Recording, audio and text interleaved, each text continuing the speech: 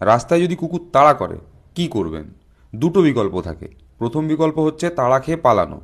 এবার কুকুরের তাড়া খেয়ে যদি আপনি পালাতে থাকেন, তাহলে দেখবেন কুকুর আরও বেশি আপনাকে তাড়াবে, আরও বেশি আপনার উপর চেঁচাবে।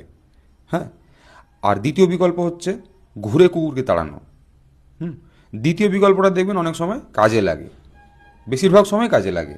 প্রথম বিকল্পের থেকে তো বেশি বেটার বলে আমি মনে করি। কেন আমি এই কথাটা আজকে বলছি, পশ্চিমবঙ্গে আজকের দিনে দাঁড়িয়ে কিছু কুকুর হাতে মাইক আর ক্যামেরা নিয়ে মানুষকে তাড়া করছে। আর মানুষকে তাড়া করার জন্য রোহিঙ্গা বাংলাদেশি বলে চিৎকার করছে। তারা যখনই দাড়ি দেখছে, কোনো দাড়িওয়ালা মানুষকে দেখলেই চিৎকার করতে শুরু করছে রোহিঙ্গা বাংলাদেশি বলে। তো এবার এই কুকুরের তাড়া খেয়ে যদি আপনি পালাতে যান, তাহলে ওরা আরও বেশি আপনাকে রোহিঙ্গা রোহিঙ্গা বাংলাদেশি বাংলাদেশি বলে চিৎকার করবে। পালাবেন না, ঘুরে ওই কুকুরগুলোকে তাড়া করুন। এদেরকে সাংবাদিক ভেবে ভুল করবেন না। এরা ইউটিউবার, নিজেদেরকে সাংবাদিক পরিচয় দিয়ে মাতব্বরি মারার জন্য, ভিউজ কামানোর জন্য এ সমস্ত কিছু করছে।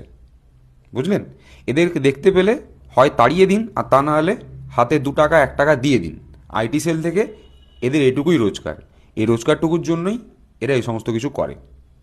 আমি আবারও বলছি, সুস্থ থাকুন, ভালো থাকুন, নিজেদের সমাজ এবং পরিবেশকে সুস্থ রাখার চেষ্টা করুন। গুজবে একদম কান দেবেন না। আর এই ধরনের নোংরামোকে বয়কট করুন।